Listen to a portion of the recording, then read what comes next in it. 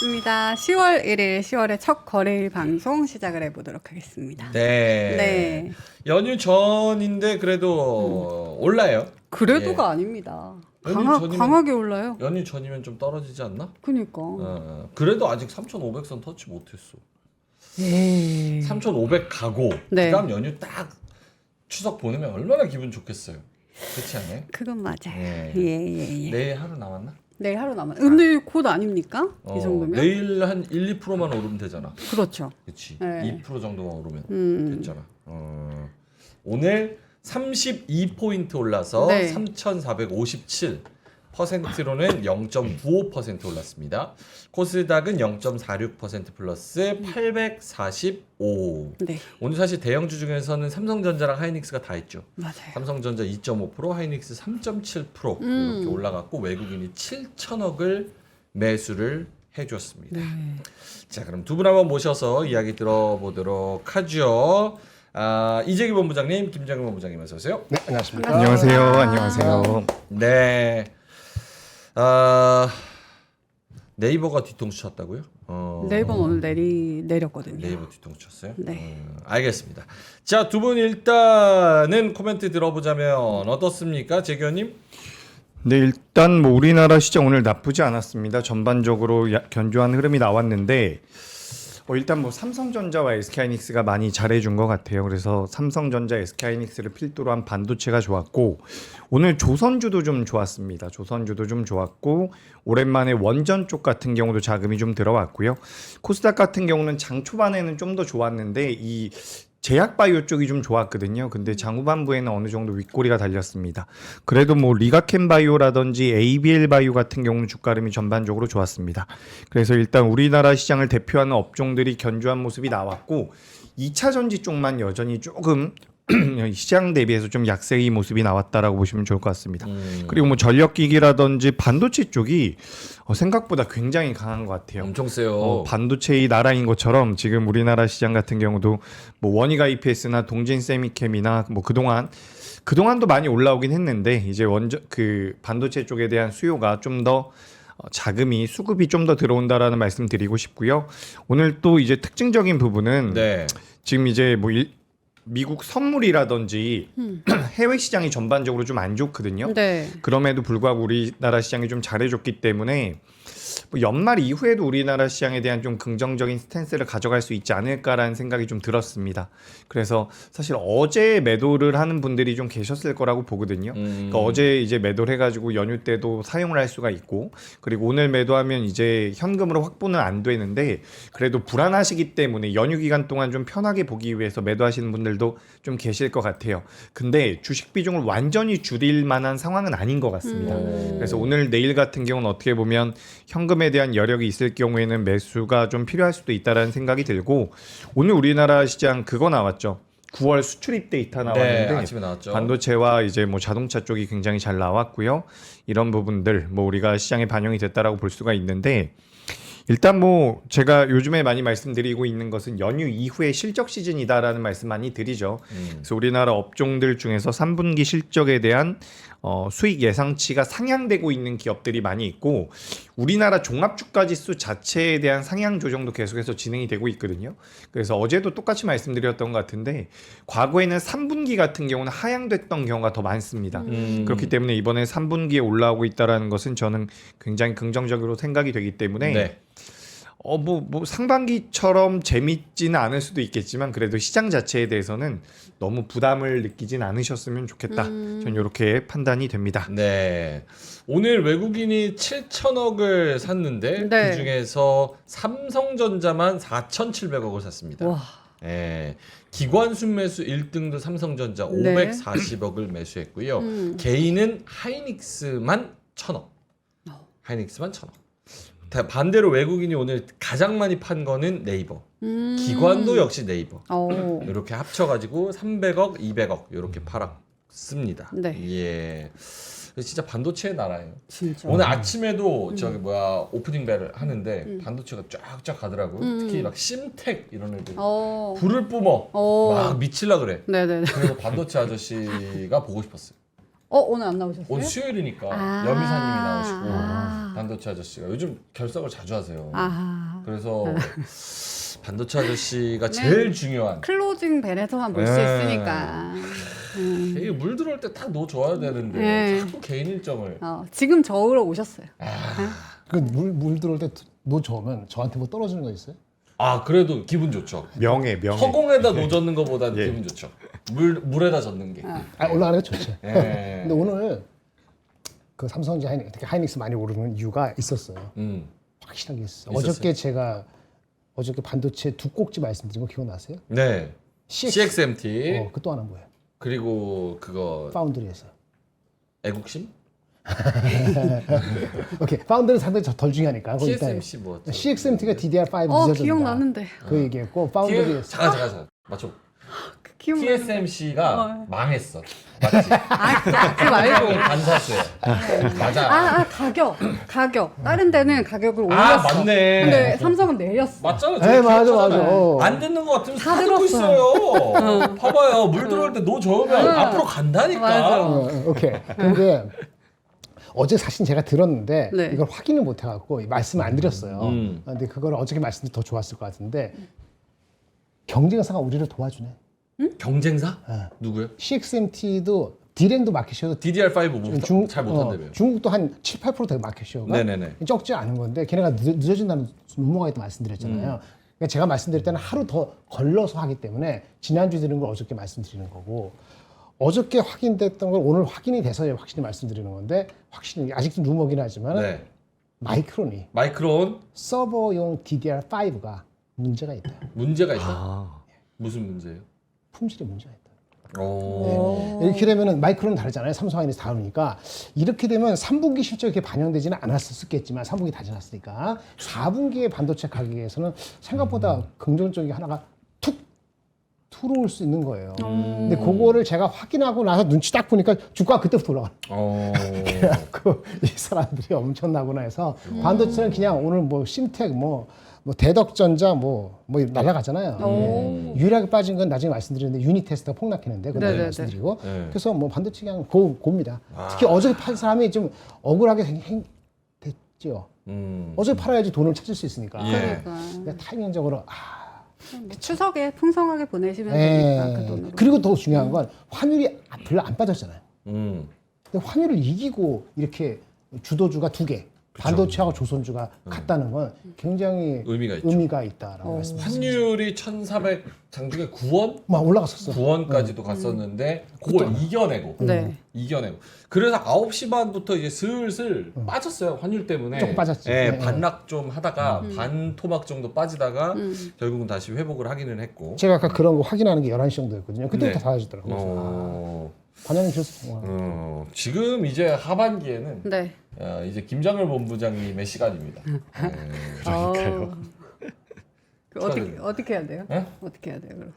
잘 뭐 들어요. 어떻게 해. 잘 듣고 심택 같은 거 사야지.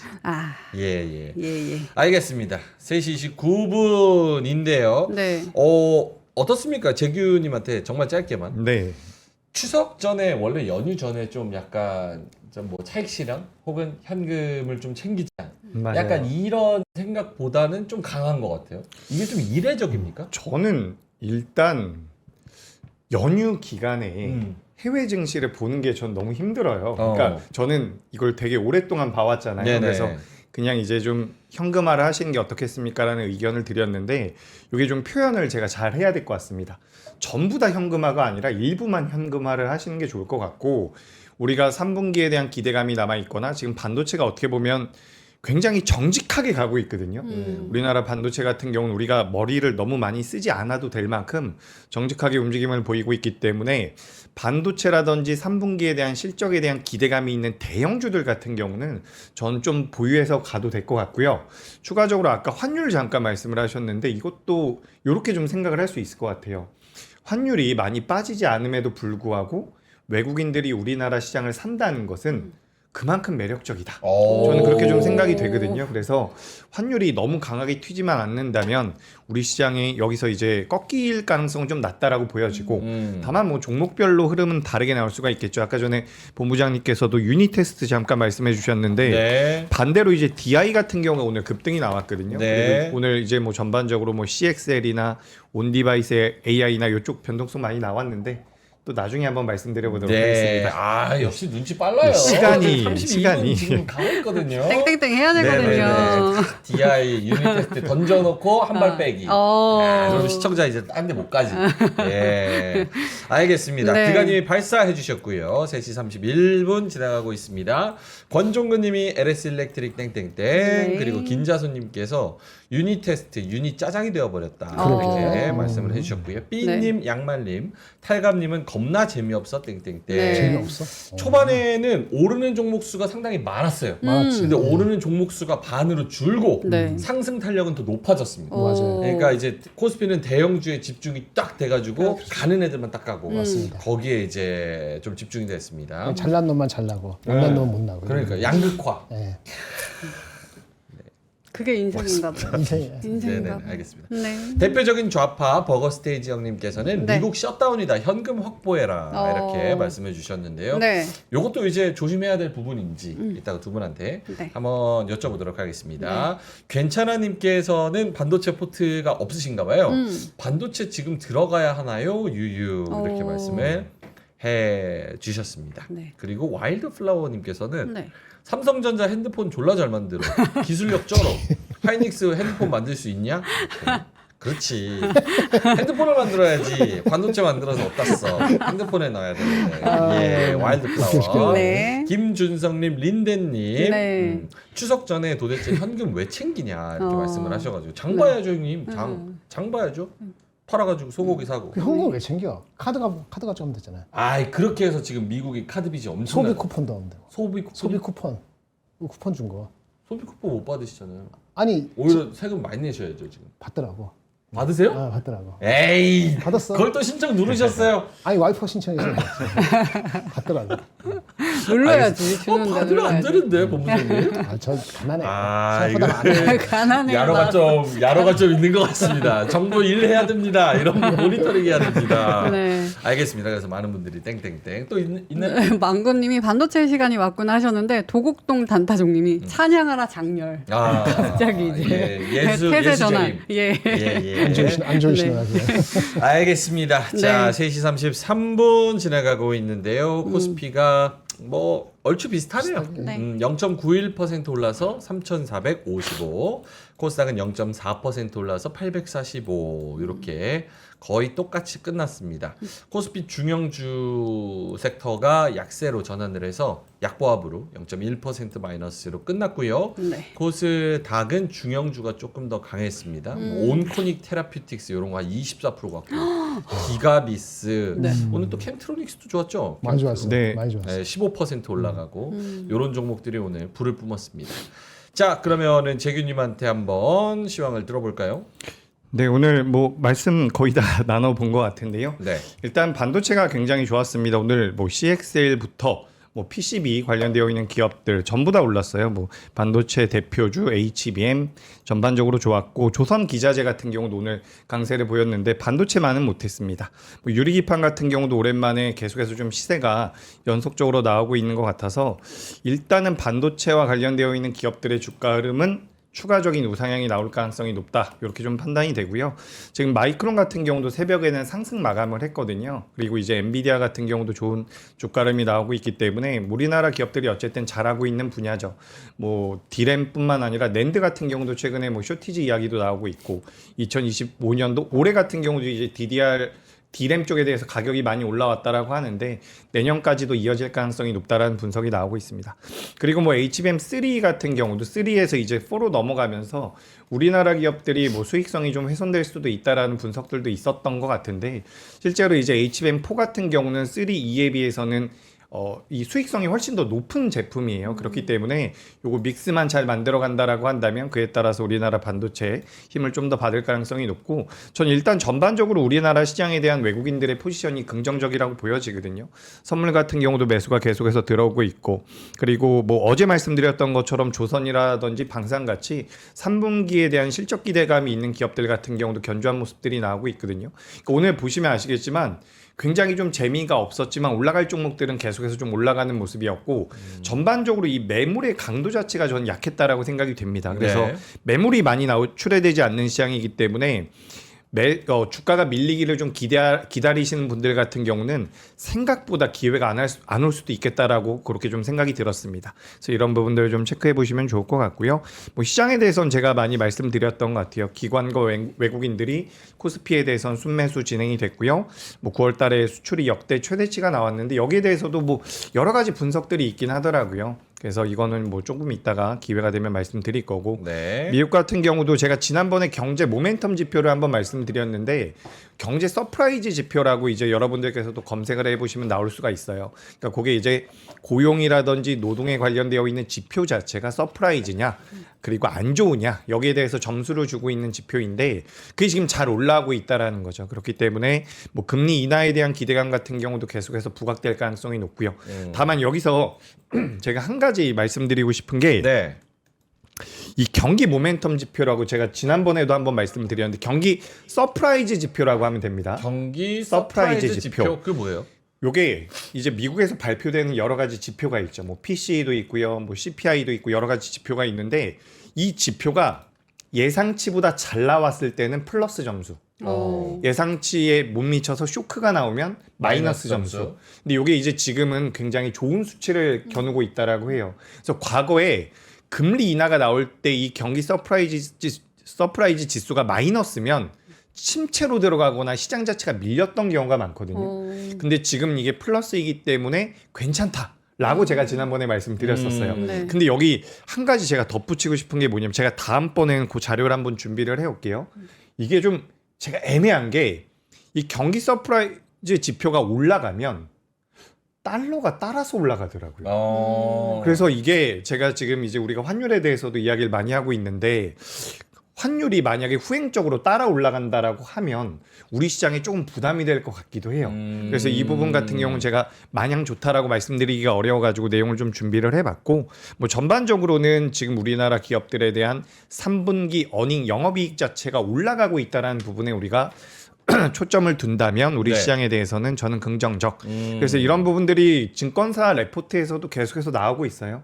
3분기 때 실적이 좀 좋아질 것 같습니다. 이런 내용들이 나오고 있고, 뭐 IMF 같은 경우도 우리나라 GDP 전망치를 올리고 있죠. 그래서 이런 부분들을 전반적으로 고려를 해보면 우리가 지난주까지만 하더라도 지난주 뭐 9월 중순까지만 하더라도 뭐 FMC라든지 정책적인 부분들에 많이 집중을 했다라고 한다면 지금부터는 우리가 실적을 봐야 될 것 같습니다. 그래서 제약바이오 같은 경우도 제가 여러 차례 말씀드려가지고 AS 비슷하게 말씀드려보자면 다음 주 이후에는 이제 실적이 잘 나오는 기업들이 일시적으로라도 시세가 좀 나올 가능성이 있다라고 보여지기 때문에 종목들을 이제 좀 추려보실 필요도 있지 않을까. 그래서 오늘 전반적으로 시장은 저는 괜찮았고요. 다만 양시장 모두 다 하락 종목이 조금 더 많았거든요. 하지만 뭐 지금은 너무 급하게 이렇게 하기보다는 우상향을 이어갈 수 있다라는 관점을 가지시고 종목들을 좀 보유해 보시는 것도 저는 굉장히 매력적일 수 있는 시장이라는 말씀 드리겠습니다. 네. 알겠습니다. 전반적인 시황을 말씀을 해 주셨고요. 두 분한테 내일 이제 하루 거래일이 남았으니까 요때 어떤 전략을 선택해야 될까 결정을 좀 기다리시는 분들이 계실 것 같으니까 계셔요. 요걸 한번 여쭤보겠습니다. 아까 뭐 저기 슈퍼챗에서도 네. 어떤 분이 보내주셨지? 미그나이트님께서 2,000원. 미국 셧다운이다. 국장 익절하고 달러를 바꿔서 공포를 기다립니다. 이렇게 말씀을 하셨거든요. 화면 한번 보여주시면 7년 만에 미국 정부 셧다운이 개시됐다. 요게 지금 오후에 나온 뉴스예요. 네. 개시가 됐다.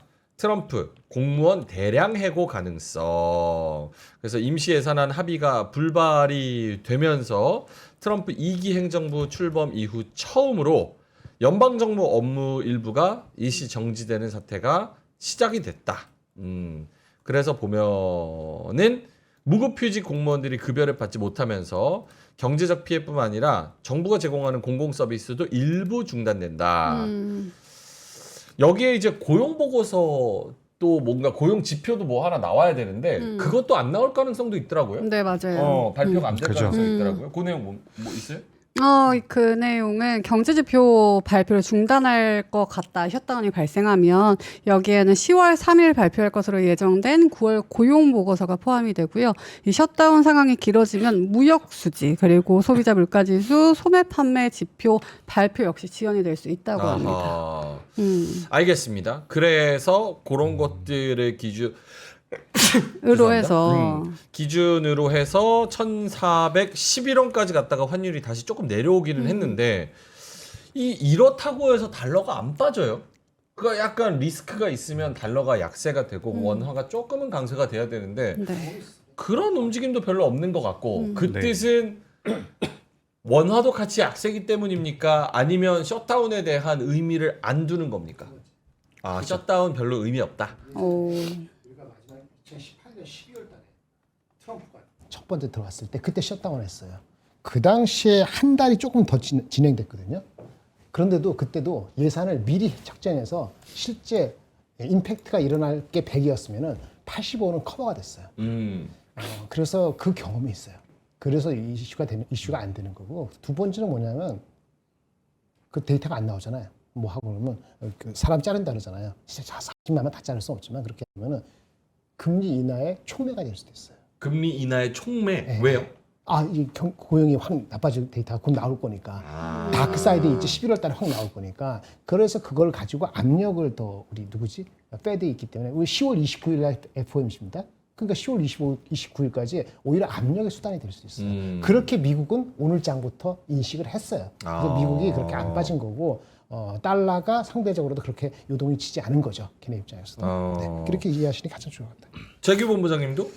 네, 일단 뭐 시장에서 분석을 하는 경로가 어떻게 되는 거냐면 미국에서 이제 셧다운을 하면 그 공공적인 일이 업무가 중단이 되기 때문에 네. 앞으로 발표될 고용 지표 같은 것들이 안 나올 수가 있다. 그렇게 된다라면 금리 인하 시점 자체에 대해서 또 한번 물음표가 생길 수가 있다. 그렇기 때문에 좀 불안정하다라는 내용들이 있는데 아까 전에 본부장님께서 말씀하신 것처럼 오히려 촉매제가 될 가능성도 있다라고 저는 생각을 하고 제가 지금 막 찾아봤거든요. 요거 혹시 제 화면 잠깐만 보여주시면 좋은데 요건 어쨌든 우리나라는 아니고 네.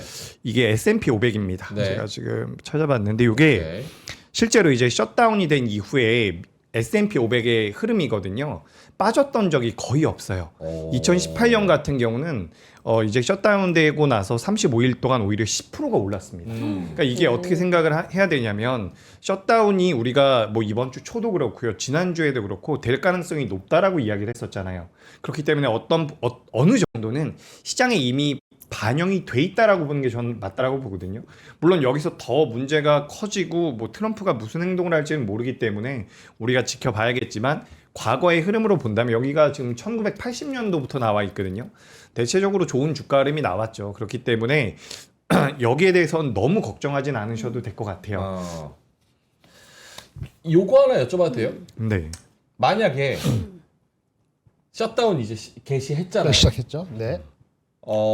우리 추석 연휴 끝나고 와서도 이게 셧다운이 계속 지속되고 있으면 네. 딱 오는 날 한국 시장 빠질 수도 있는 거네요. 그럴 수도 있다. 환율이 영향을 주겠죠. 영향을 줄 겁니다. 그거는 아직은 우리가 추석 전에 모르지. 근데 아까 말한 것처럼 예산을 미리 할당했을 수도 있고 임팩트가 크지 않다고 얘기할 수도 있고 보통 뭐라 하냐면 한 달 정도 지속되는데 얘네가 준비를 안 했다면은 미국의 GDP의 0.2%포인트가 날아갈 수 있다는 정도가 보통 예상. 그러니까 1.6%, 1.8인데 0.2%는 적지 않은 거잖아요. 근데 예산을 미리 집행하거나 뭐 준비하는 게 있으면 우리가 모르지. 그러면 그 임팩트가 생각보다 안 크기 때문에 보름 지났을 때 이게 0.1% 정도가 영향이 있을까 말까는 현재 모르는 거예요. 나 이거 쎄. 다만 그렇게 되면은 아까 고용 데이터가 10월 3일에 안 나오는데 제가 네네. 말씀드린 것처럼 그걸 가지고 엄청 금리 인하를 더 할 거기 때문에 뭐 50bp야 된다 무슨 개소리가 막 나오겠지. 그러면 한 번, 두 번 정도 내려갈 수 있는데 사람들이 경험이 있으니까 예. 한 달 뒤에 올라오지 3분기 실적 나쁘지 않지. 네. 그러면 그때도 살아 들어간 사람이 유동성이 남아있기 때문에 아, 이게 떨어져도. 그래서 그게 큰 임팩트가 아닐 거라고 보는 거지. 오케이, 알겠습니다. 저는 청개구리 DNA 있잖아요. 있죠. 모두가 걱정을 안 해 지금. 그 맞아. 채팅창에서도 이게 걱정 안 문제야. 해. 9월 달에도 그랬어. 9월 달에 전통적으로 9월 달 다 안 좋을 거다. 떨어진다. 증권사 다 그랬어. 맞아. 근데 9월에 역대급 상승입니다. 네. 이런 것처럼 저는 셧다운 이펙트는 그렇게 걱정 안 하는데 네. 환율은 여전히 저는 걱정이에요. 환율은 걱정이다. 우리나라 1,400이 내려오기 전까지는 저는 여전히 걱정이에요. 음. 만약에 우리가 한미 협상이 잘 돼서 그렇죠? 잘 되면은 좋을 것 같습니다만은 사실은 이제 어쨌든 간에 우리가 미국으로 막 투자를 하게 되면은 잘 되려도 투자가 나가니까 환율은 영한에서 안 떨어져요. 협상 안에서 우리가 투자 안 한다? 그럼 우리 경쟁력이 문제가 생기고 이래저래 환율이 아주 쉽지가 않기 때문에 환율은 만만치가 않다. 저는 그렇게 네. 이제 명예훼손감이 몇 개가 있는데요. 양말 예. 얘기인가요? 제가 이제 걱정이다. 걱정이다. 이렇게 하니까 박성철님께서 네. 그러니까 물리기나 하지 이런 의견을 주셨고요. 그리고 우리 양말님께서 저러니까 반꿀이라는 소리 듣지 이렇게 예. 네. 좌시하지 않겠습니다. 제가 꼭 데스노트에 적어놓고 예. 기억하도록 하겠습니다. 네. 예, 고맙습니다. 자, 알겠습니다. 넘어가서 요것만 마지막으로 하나. 네. 아까 저거 수출입 지표 나왔다고 말씀을 하셔가지고 요거 한번 보여주세요. 반도체와 자동차 호조의 9월 수출이 사상 최대. 관세 대미 수출은 1.4% 하락. 예. 그래서 우리나라 수출액이 YOY 네. 13% 가까이 늘면서 4개월 연속 증가세를 이어갔다. 네. 금액 자체는 660억 달러에 육박해서 월간 기준으로 역대 최대치 기록했다. 네. 반도체와 자동차 등 수출이 사상 최대 실적을 달성한 데 따른 결과다. 근데 미국으로의 수출은 줄어든 것으로 나타났다. 하지만 감소율은 1% 수준이다. 자, 요거를 어떻게 해석하느냐가 중요할 것 같은데 일단은 환율 효과를 무시할 수는 없을 것 같아요. 1,370원대에서 지금 1,410원대까지 올라갔으니까 환율이 한 3% 정도는 오른 거예요. 그렇죠. 3, 4% 정도. 맞아요. 그렇게 생각하면은 과연 요 지금 13% 늘어난 거를 그대로 볼 수 있느냐가 첫 번째. 그리고 채팅창에서도 아까 이게 얘기를 해주셨듯이 네. 관세 때문에 좀 사재기를 한 물량들이 계속 그렇죠. 있지 않냐. 있죠. 그러면은 이게 과연 호재를 호재로 그대로 받아들일 수 있을 것이냐.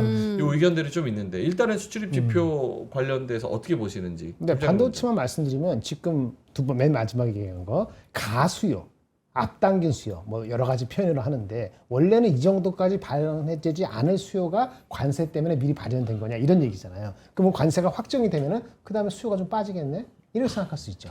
그렇게 될 수 있거든요. 그거에 대한 우려는 좀 약해졌지만 있어요.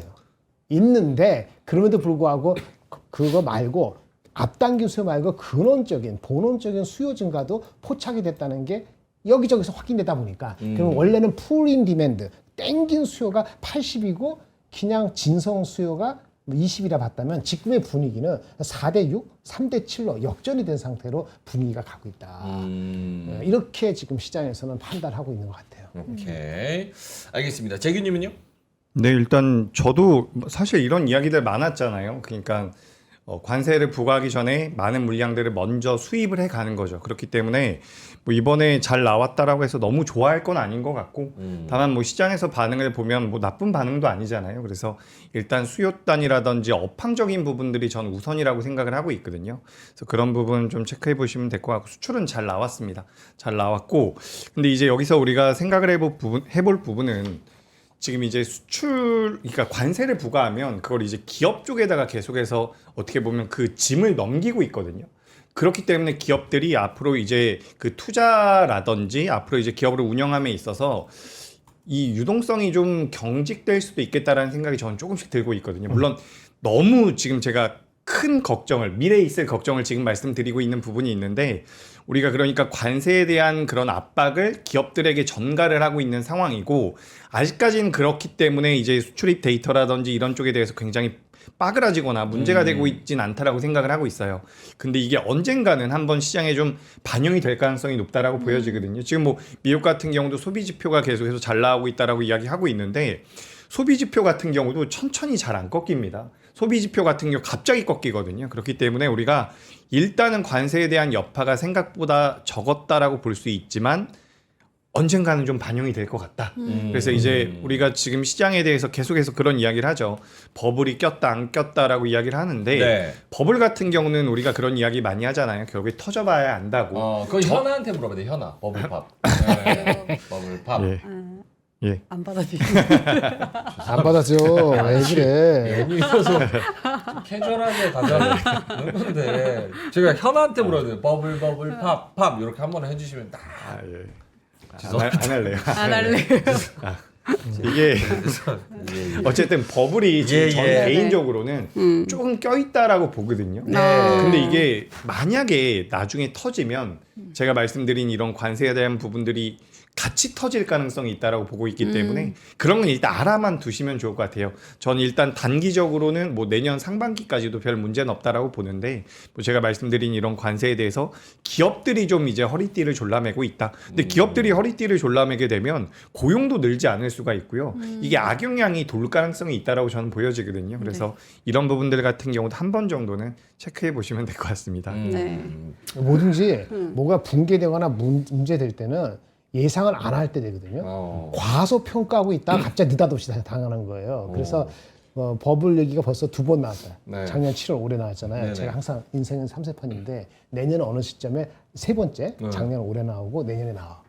또 이게 나와. 네. 근데 주가가 지금보다 더 올라갔어. 네. 그럼 내년에 나오는 버블 얘기는 시리어스 할 수 있어요. 3세판은 붙을 가능성이 있어요. 그거는 연두에 두고 가실 필요는 있지. 근데 지금 당장은 이슈는 아니고. 맞아요. 알겠습니다. 어님께서 네. 민준이 얼굴 빨개졌다. 나한테 해, 내가 받아줄게. 요새 좀 제가 재미없어요? 왜 재미없어? 항상 재밌지. 상수 재밌어요. 그럼. 아니 너무 평가가 후하세요. 아 내 인생이 낙인데. 패턴이 너무 패턴이 비슷한가 보다. 그만할까? 더 산소에 들어가서 새로운 거 개발해 보겠습니다. 예. 알겠습니다.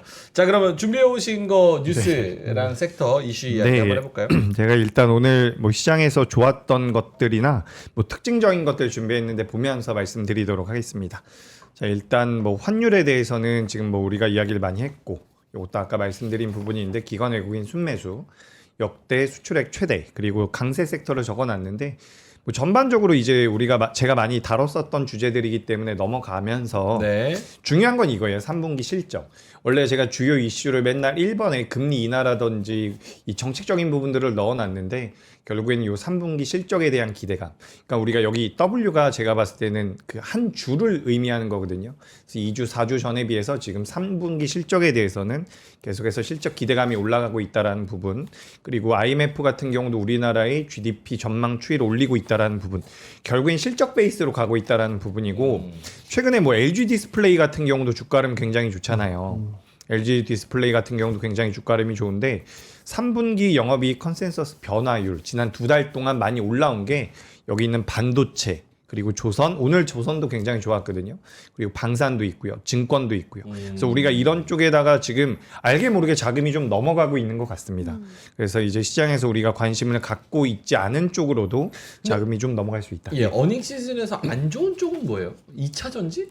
지금 그 2차 전지가 YOY로 마이너스 30이라고? 저건 아닌 것 같은데. 와.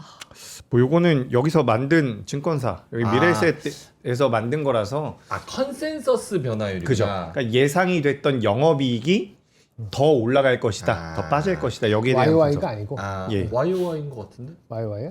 모르겠어요. 3분기 YOY인 거 YOY가 맞고요. 아니 YOY가 아니라 아니잖아. QOQ죠. QOQ고 그러니까 우리가 2달 전에 분석했었던 3분기 영업이익보다 최근에 분석한 3분기 영업이익이 올라온 쪽이 좌측에 있는 거, 빠진 쪽이 우측에 있는 겁니다. 예측치가 올라갔다, 예측치가 내려갔다. 왜 여쭤봤냐면 2차 전지가 너무 안 좋아서. QOQ로 해서 예. 세 달 전에 예측한 컨센서스보다 마이너스 30이다 이러면 좀 심각한 것 같아서 약간 봐야 되겠네. 조심할 부분은 뭔가 하고 화학. 그럼 화학은 화학은 그럴 수 근데 있어. 여기 보시면 화장품도 있어요. 그러니까 화장품도 있어요. 그러니까 화장품 같은 경우도 예를 들어서 2달 전에는 굉장히 좋게 생각을 했다가 한 달 전에 좀 이제 컨센에 대해서 컨센을 부정적으로 보수적으로 봤을 수가 있는 거죠. 그래서 그런 부분들을 나타냈다라고 보시면 좋을 것 같고요.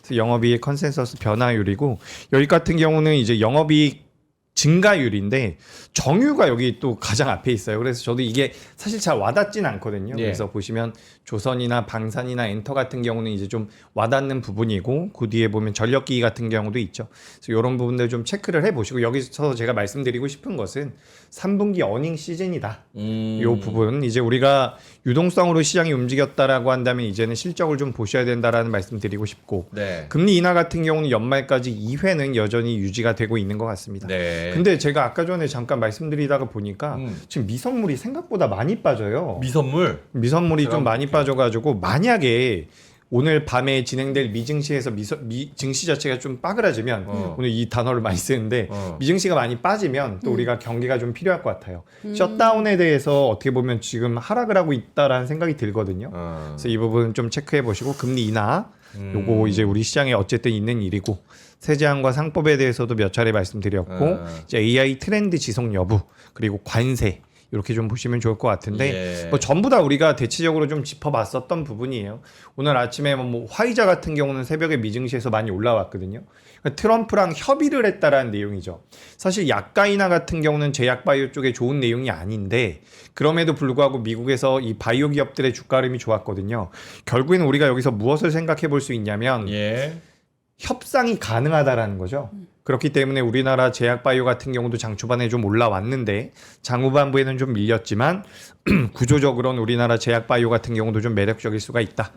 트럼프 관세 관련돼서 반도체라든지 제약 바이오 계속해서 이야기 나오고 있지만 예. 우리나라 기업들이 어쨌든 압도적인 경쟁력을 가지고 있는 바이오 그 반도체 같은 경우는 매력적이고 그리고 제약 바이오 같은 경우는 협상이 가능하다라는 관점에서 본다면 우리나라 시장이 뭐 크게 빠질 만한 상황은 아니지 않나 전 이렇게 생각이 됩니다. 알겠습니다.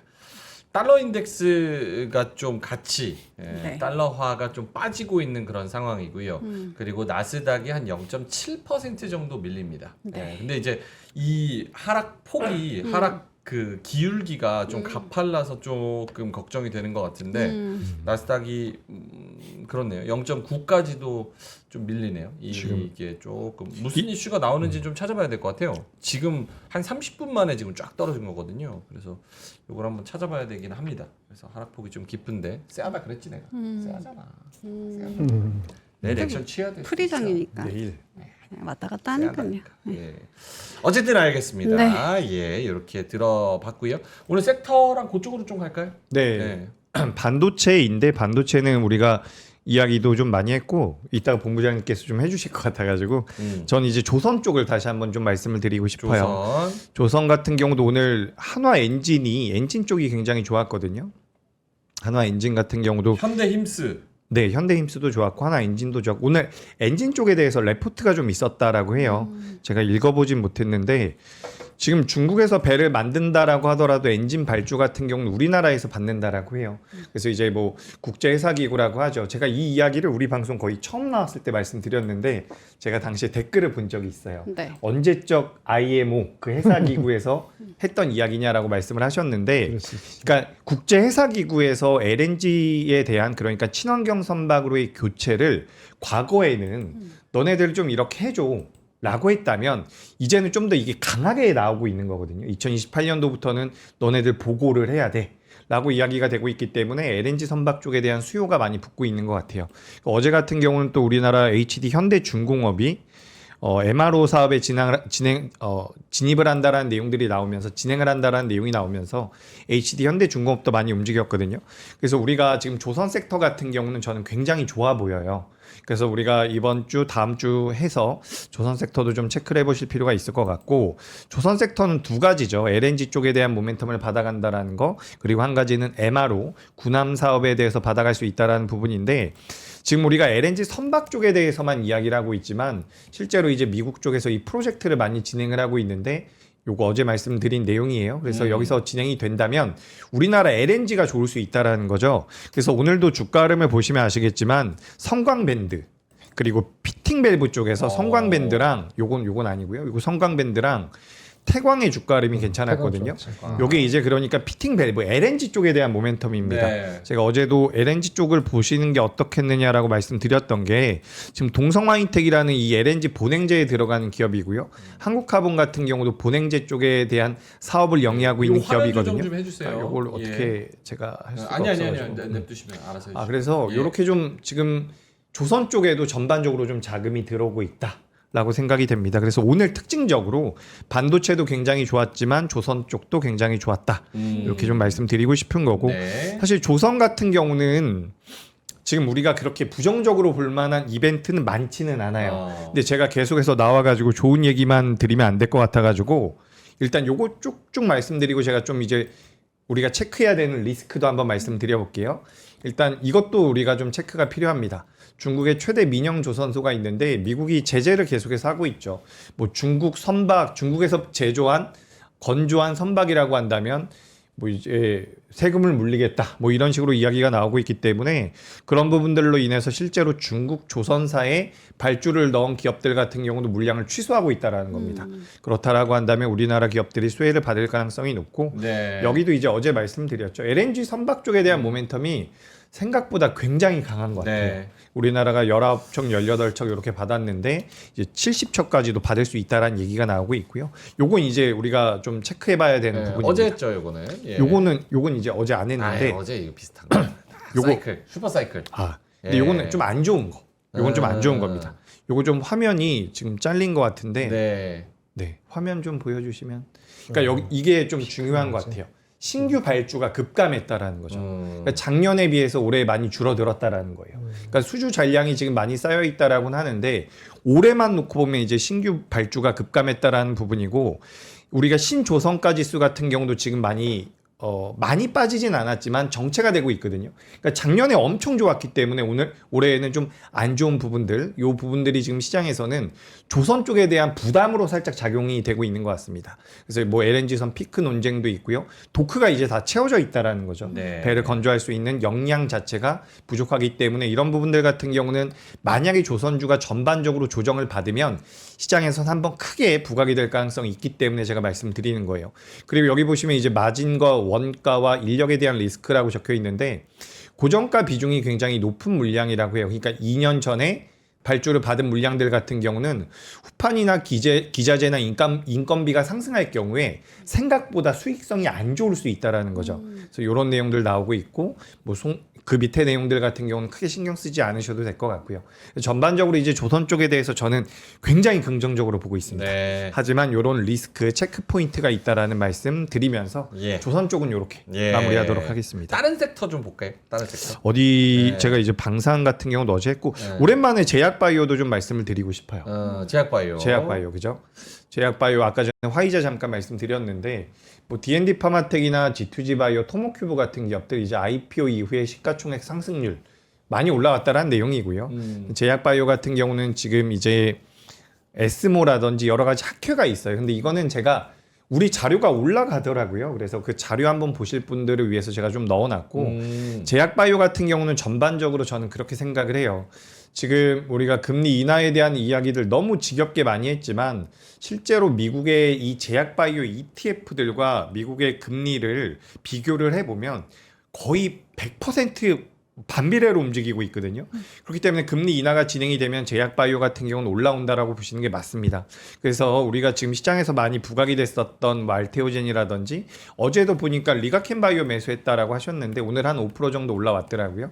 근데 이 테크 기업들 같은 경우 굉장히 매력적인데 우리가 작년부터 올해 상반기까지 계속해서 이야기가 됐었던 기업들이 있어요. 뭐 알테오젠이라든지 ABL 바이오라든지 뭐 리가켄바이오 이런 기업들이 있는데 오히려 최근에는 그 종목들 외에 뭐 보로노이라든지 올릭스라든지 오름 테라퓨틱스 같은 기업들도 주가의 변동성이 잘 나오거든요. 뭐 에클론 같은 기업들도 있고요. 그러니까 자금이 그쪽에 다 몰리는 것 같지가 않아요. 그렇기 때문에 저는 상반기 때 너무 뜨겁게 움직였던 기업들 말고 다른 기업에도 좀 체크가 필요하지 않을까 이렇게 말씀드리고 네. 여기 지금 하나증권에서 레포트가 굉장히 잘 나온 게 있더라고요. 그래서 여러분들께서도 뭐 하나증권 제약바이오에 대해서 관심이 있다라고 한다면 한번 찾아보시면 좋을 것 같고 여기 섹터별 연초 대비 수익률 보시면 아시겠지만 헬스케어가 엄청 못 올라왔죠.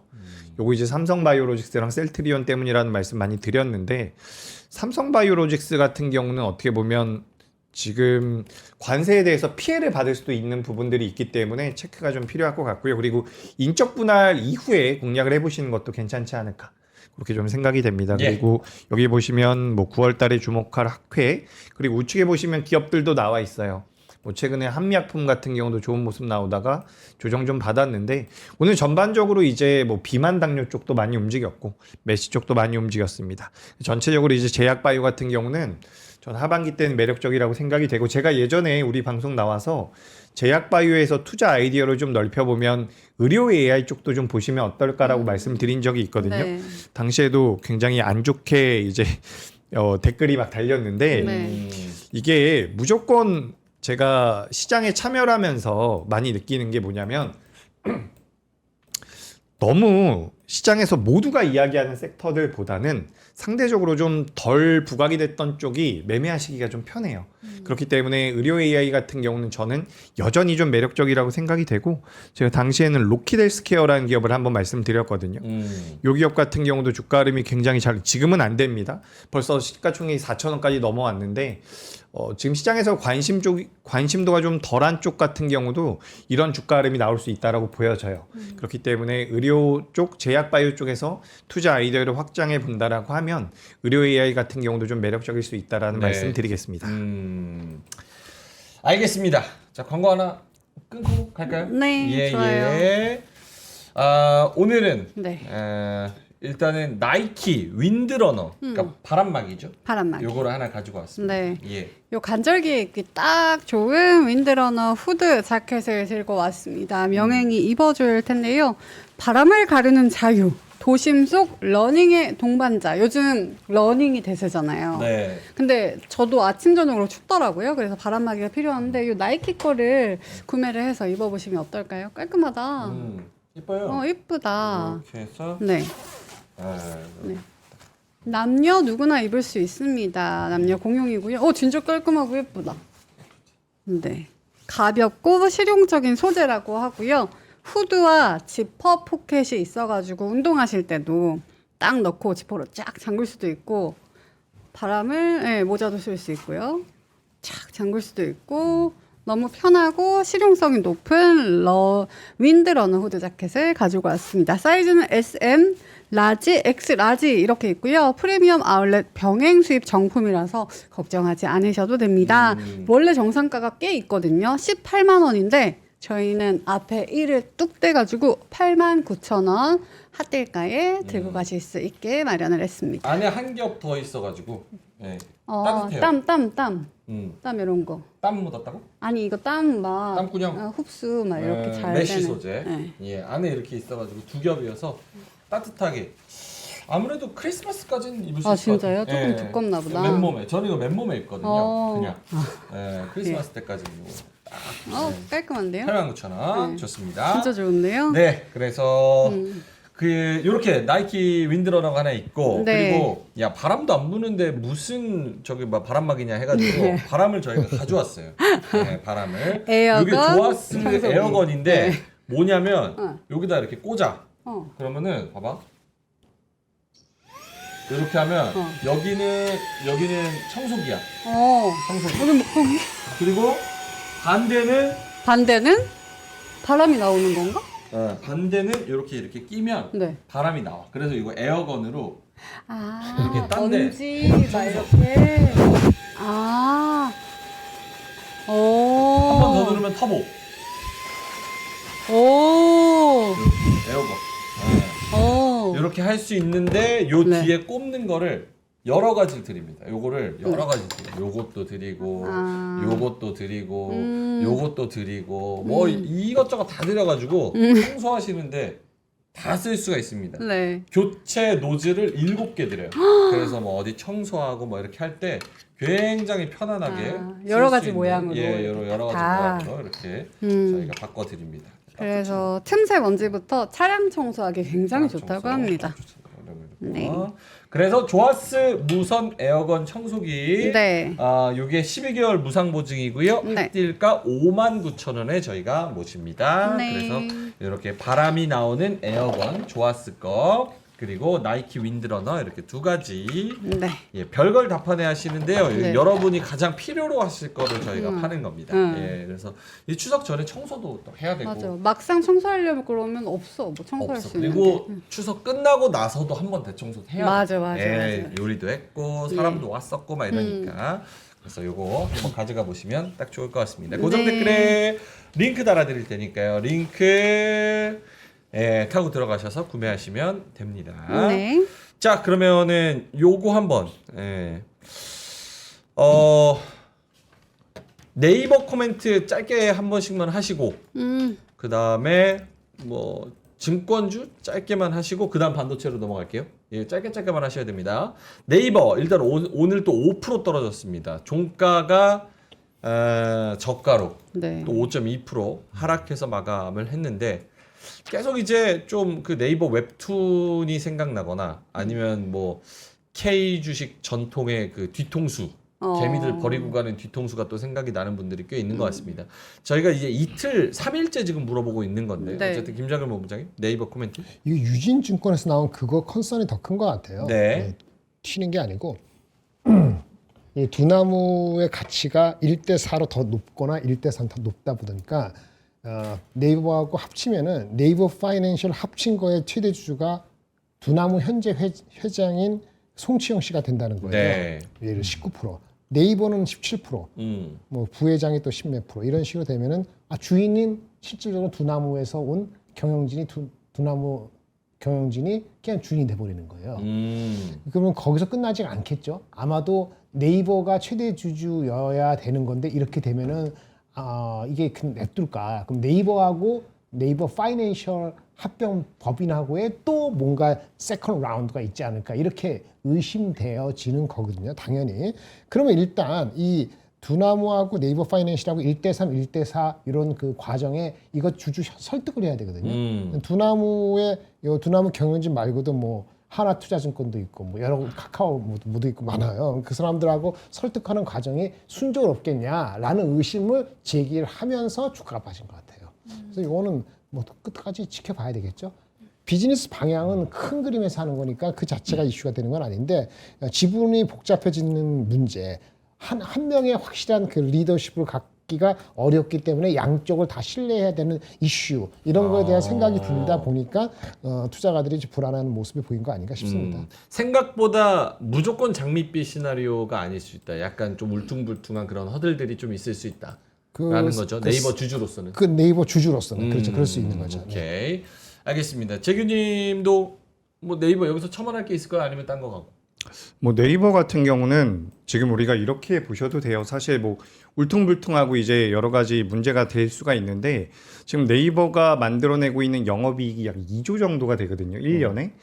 근데 이제 두나무가 1조 정도를 만들고 있어요. 그래서 만약에 우리가 단순하게 좀 합쳐진다라고 생각을 한다면 기존의 네이버가 받았던 밸류보다는 저는 30% 정도는 더 받을 수 있다라고 생각을 합니다. 그런 관점에서 본다면 단기적으로 많이 올라왔기 때문에 그에 따른 매물 출회 정도로 생각을 하고 있고 뭐 여기서 전 더 밀리면 한 번 정도는 우리가 노려볼 만도 하지 않을까라고 생각이 되니까 체크를 해보시면 좋을 것 같고요. 제가 어제 카카오에 대해서 좀 말씀드렸어요. 카카오가 이제 좀 너무 많이 빠진 것 같다. 저는 그런 말씀 드렸는데 뭐 여론은 엄청나게 안 좋지만 지금 저는 그렇게 생각을 해요. 뭐 카카오가 뭐 되게 심각하게 잘못한 건 아닌 것 같거든요. 그러니까 기존에 했던 걸로 돌아갈 수도 있는 그런 뭐 선택지가 있는 상황인데도 불구하고 너무 과하게 이제 욕을 먹었다라고 생각이 되기 때문에 저는 이제 뭐 카카오 같은 경우도 중장기적으로 보고 이제 10월 달에 뭐 챗GPT 붙는다라고 하니까 그때부터는 다시 한번 좀 반전의 기회가 될 수 있지 않을까라고 생각이 돼서 네. 전 우리나라 뭐 대표 인터넷 기업인 네이버와 카카오는 둘 다 저는 긍정적으로 보고 있습니다. 알겠습니다. 자, 그리고 반도체 한번 가보겠습니다. 우주로라님께서 김장열 본부장님 질문 있는데요. 삼성전자하고 하이닉스가 전망 좋으면 코미코, 테크윈, 기타 등등 종목도 목표가 근처이긴 하나 더 좋아질 수 있는 건가요? 이거 위험하네. 운전 중에 여쭤봅니다. 이런 목숨 걸고 질문한 거거든. 지금 그러네. 우주로라님께서 네. 이거 이러시면 안 됩니다. 우주 갈 수도 있어요. 저 오늘 심택도 올랐고 네. 그리고 어떤 반도체 소부장이 여기서 더 갈까? 목표 주가 상향이 어디서 더 나올까? 그 지집을 줄 알면 내가 독립해서 채널을 차리지. 그래도 그렇게 목숨 지금- 걸고 질문하셨는데. 저도 목숨 걸고 얘기하는 거예요. 예. 틀리면 개소리 짓으니까. 아니 씨발 그지 10개에서 8개 맞추면 고마워야지. 한두 개 내 뜻 안 된다고 그렇게 하면 안 되지. 고마워하시는 분들이 더 많습니다. 알아요. 그래서 내가 댓글을 다는 거죠. 예. 그 다 댓글 다는 사람한테 화를 내는 게 아니고 네. 나머지 분들에서. 아까 테크윙은 말씀드린 것처럼 네. 안 갖고 계신 분은 저는 이제 더 이상 추천하지 않습니다. 나는 그전 목표 주가를 갈 수 있냐 봤을 땐 저는 베팅에서는 한 60% 확률은 여전히 갈 수 있다고 봐요. 근데 제가 60% 확률이었는데 틀릴 수 있잖아요. 그러니까 새롭게 들어가시는 분들은 추천 안 해요. 갖고 계신 분들은 기다릴 수 있어요. 왜? 갖고 계신 분은 벌써 30% 이상 먹었으니까 이상한 소리가 나와서 20% 빠지도 10% 먹잖아요. 그러니까 저도 안전하게 하는 거죠. 테크윙은 애널리스트 목표 주가가 나올 거냐 이거잖아요. 테크윙 애널리스트 리포트가 아마도 빨라도 10월 말 11월 이후에 나올 겁니다. 그래서 그거 기다린다면 조금 시간이 필요해요. 네. 그렇게 얘기하고 뭐라 했지 아까? 코미코? 코미코도 있었고. 코미코 초반에 얘기했던 건데 코미코는 가장 안전적인 회사예요. 그래서 이게 폭락할 주가는 아닌 것 같은데 그런 거 없어요. 삼성전자는 다 좋거든요. 근데 목표 주가는 이미 뚫었어요. 이미 뚫었어요. 오케이. 이미 뚫었기 때문에 추천 안 합니다. 또 뭐 있죠? 그다음에 오늘 그 저기 심택이랑 기판 쪽. 기판 쪽. 기판이랑 대덕전자는 원래 좋아했죠. 근데 대덕전자도 목표 주가가 한 5% 이내로 왔어요. 추천 안 합니다. 심택은 목표 주가는 안 나왔는데 애널리스트 리포트 나오는 순간에 아마 셀던 뉴스가 나올 거예요. 추천 안 합니다. 네. 네. 그리고 유니테스트. 유니테스트. 이건 이유가 있죠. 네. 유니테스트는 DI가 20몇 프로고 유니테스트 14% 내렸어요. 자, 유니테스트가 제가 이자 바뀔 때 제가 따라하지 않는다고 얘기했잖아요. 네. 이런 일시적인 게 나올 수 있어요. 그 일시적인 나쁜 뉴스가 나올 수 있기 때문에 제가 안 따라간다는 거예요. 이미 올라왔기 때문에. 팩트는 유니테스트가 HBM용의 테스트 장비를 DI보다 하이닉스에 먼저 제공한 거 맞거든요. 근데 후행적으로 DI라는 경쟁사가 어저께 성능 콜이 났대요. 경쟁사가 성능, 콜, 뭔가 났어요. 그래서 걔네 주가가 폭등하고 얘네가 내려간 거예요. 그럼 유니테스트는 뭐 했는데? 유니테스트 콜은 5개월, 4개월 전에 미리 났어요. 유니테스트는 성능 말고 양산 콜 진행 중이거든요. 유니테스트 양산 콜이 빠르면 10월 달, 늦으면 11월 달에 날 것으로 원래 예상했는데 그 사이에 후발주자가 그 전 단계에 성능 콜이 난 거예요. 근데 오늘 더 빠진 이유는 성능 콜 플러스 지금 말씀드리는 거는 찌라시입니다. 성능 콜밖에 안 났는데 양산 콜이 아직 이제 진행하거든요. 네. 성능 콜 끝났으니까 양산 콜이 들어가면은 한 11월 달, 12월 달에나 돼서나 빨라도 연말 돼서나 DI가 양산 콜이 들어가는데 수주도 받았다. 네. 나는 찌라시가 났어요. 그러니까 수주까지 나왔다면 얘기가 달라지는 거예요. 그 이상하죠. 콜이 먼저 나온 회사가 있는데 늦게 나온 회사한테 수주까지 줬다? 그러면 오늘로 끝이 안 날 수 있어요. 근데 그럴까요? 글쎄요. 그거 아닌 것 같은데요. 그렇습니다. 일단 그런 찌라시까지 묻어서 오늘 네. 유니테스트가 그러니까 14% 콜난 거는 하락했다. 확실한데 5도까지 받았냐? 두 번째 들어오니까 거기에 대해서 글쎄요라고 저는 얘기했는데 그러네요. 그러면 이제 주가 더 빠지는 거예요. 그런 리스크가 한번 발생할 수가 있는데 이게 발생했다. 이렇게 말씀을 드릴 수 있겠습니다. 하나 더 여쭤보면 동진세미캠 그 물적 분할 발표가 됐거든요. 요게 네. 아까 4시쯤에 폐사 분할 결정 동진세미캠. 요거는 뭔 내용이냐면 발포제 사업 부문을 분할한다고. 동진 이노캠으로 분할한대요. 아하. 분할 기일은 2026년 1월 1일이고요. 분할 목적은 분할 후에 분할 회사가 영위하는 사업 중에 분할 대상 부문을 제외한 사업 부문으로서 전자재료 사업을 포함한 사업 부문의 신설 회사는 이제 이노캠. 그러니까 발포제는 발포제 따로 하겠다 이거야. 어렵게 써놨는데. 그래서 이제 전문적인 의사결정을 통해서 사업 성장, 경쟁력 강화, 경영 효율성 이런 거 극대화한다라고 하는데 요건 어떻게 봐야 되는지.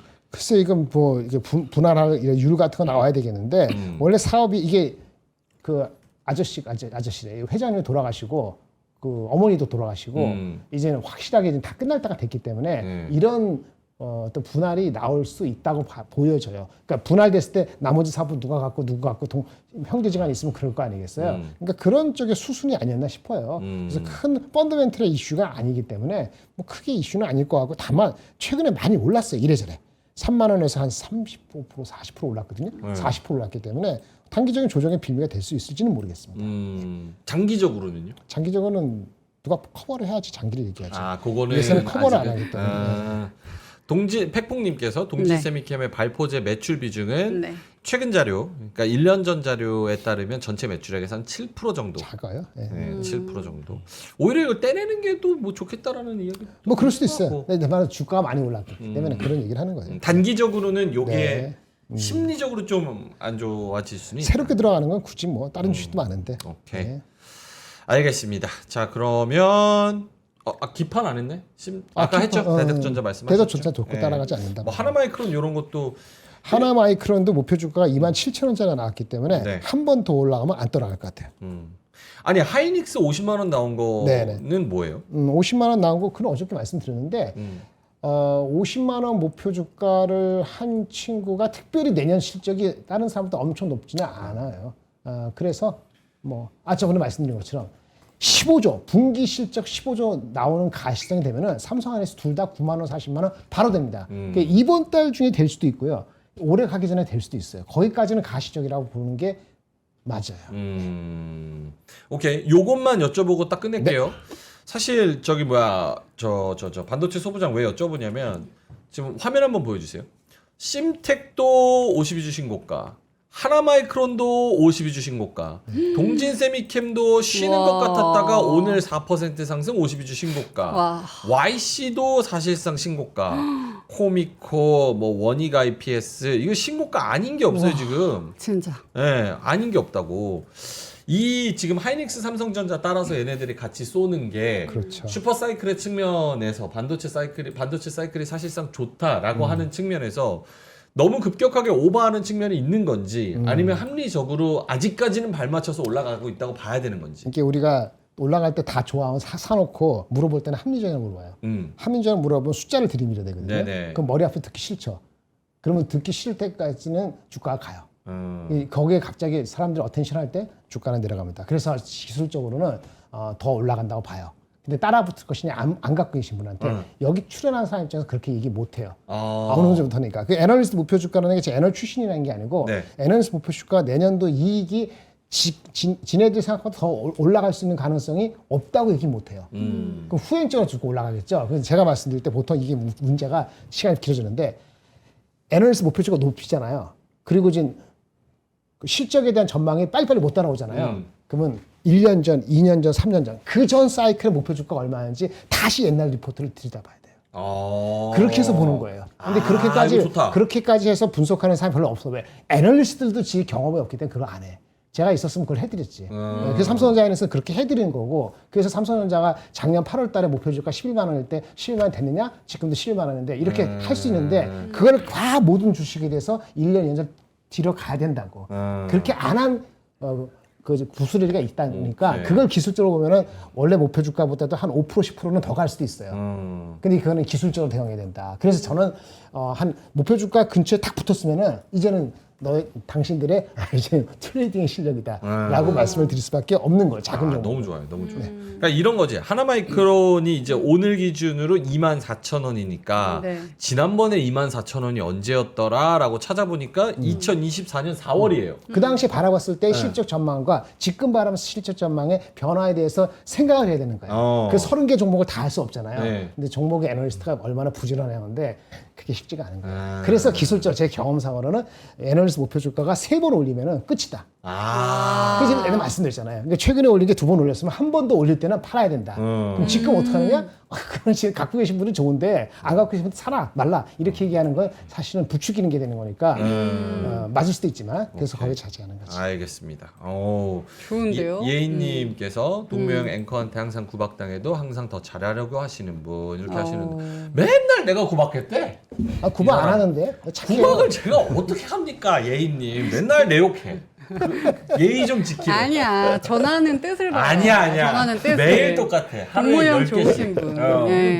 난 너무 이렇게 좋은데. 좋은데 왜? 저는 네. 게스트가 만약에 후지다 예. 이러면 반응을 안 합니다, 아예. 이러고 반응을 안 해요. 그게 이제 최악의 게스트. 아. 예. 근데 항상 제가 안 듣고 있어도 항상 듣고 있잖아요. 예. 매일매일 저도 에너제틱하게 돼요. 예. 오늘은 또 어떤 일이 있을까? 그럼요. 옆에서 이제 딱 땔감이 되는 거죠, 제 스스로. 두 분 커플이에요. 예, 고맙습니다. 자, 그러면 오늘의 한마디로 마무리하겠습니다. 아까 재규현님 하신 것 중에서 오늘 뭐 튀는 종목이나 섹터가 있었는데 못했다라고 하는 부분 있으세요 혹시? 아니요, 저도 별로 없습니다. 그거는 지금 괜찮습니다. 사실 뭐 계속 비슷한 시장이 이어지고 있는 것 같아요. 그러니까요. 굉장히 선순환이 빠르고, 그리고 저는 일단 뭐 이번 주 들어오면서부터 계속 말씀드리고 있는 것은 실적을 좀 보셔야 될 것 같다. 그게 포인트인 것 같아요. 그래서 실적 시즌이 도래할 가능성이 높고, 실적 시즌 이후에는 그때 좀 가서 고민을 해보고, 네. 일단 실적 잘 나온 것들은 뭐 아까 말씀드린 조선이나 이런 쪽이고, 제가 하반기 때는 제약바이오랑 로봇 쪽을 많이 이야기를 드렸거든요. 근데 로봇 쪽 같은 경우도 일단은 조금 이제 주가가 많이 올라왔어요. 지금 로보티즈 같은 경우도 유상증자 뉴스 나오고 나서도 굉장히 많이 올라왔거든요. 네. 그래서 이런 게 어떻게 보면은 약간의 테마성도 가지고 있는 부분들이기 때문에 개인 투자자분들께서 매매하시긴 좀 어려운데, 그런 게 좀 어렵다라고 한다면 지금 대형주 보셔도 좋아요. 그러니까 아까 전에도 제가 이런 말씀 잠깐 드렸잖아요. 그러니까 반도체 굉장히 정직하게 매매를 해도 수익이 날 수 있는 시장이다. 네. 그러니까 직구를 던져도 수익이 날 수 있는 시장이라고 보여지기 때문에 너무 꼬아서 생각하시진 않아도 될 것 같다라는 말씀 드리겠습니다. 네, 알겠습니다. 자, 그럼 두 분의 오늘의 한마디 하고 빠르게 마무리하겠습니다. 네. 재규현님부터. 네, 제 오늘의 한마디는 요거예요. 요거 지금 화면에 제가 이미지를 띄워놨는데 요거 한번 보시면 좋을 것 같아요. 이게 뭘까? 이게 너무 열심히 하는 투자자들은 생각보다 수익이 안 나는 경우가 많습니다. 너무 계속해서 쳐다보고 계시면 오히려 이게 뇌동매매도 될 수가 있고요. 그래서 좀 요거 사실 워렌 버핏이 했던 이야기 중에 좀 비슷한 내용이 있어요.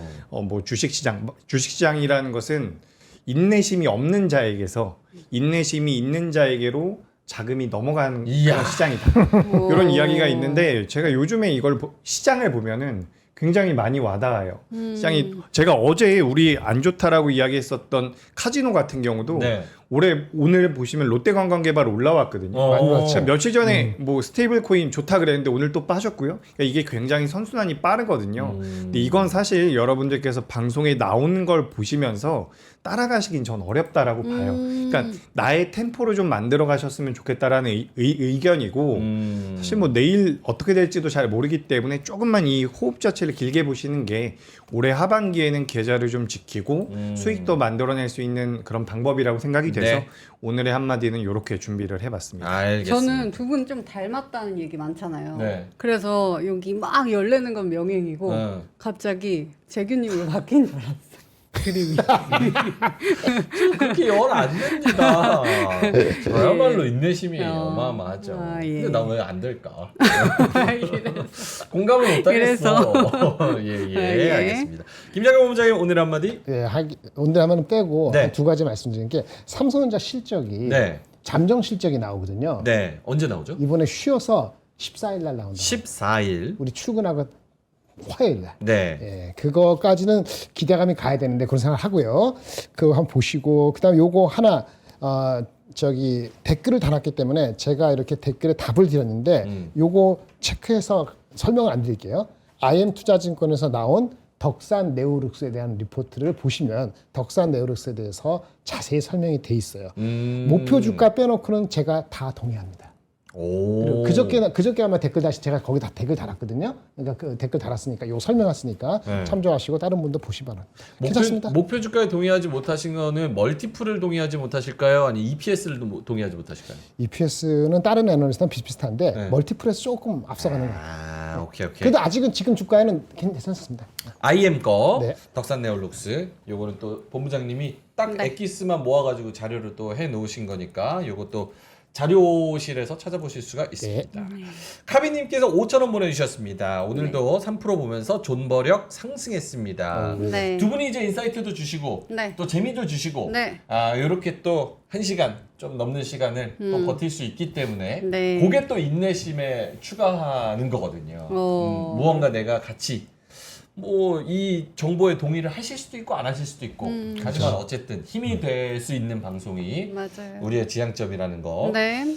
오늘도 6,000분 넘게 들어와 주셔서 너무 감사드리고요. 예, 저희는 또 내일 마지막 거래일이잖아요. 네. 네. 오프닝 벨, 클로징 벨 또 유쾌하게 연휴 전에 마무리하도록 하겠습니다. 내일 오프닝 벨에서 뵙겠습니다. 오늘 저녁 맛있게 드시고요. 함께 해주셔서 대단히 고맙습니다. 감사합니다. 감사합니다.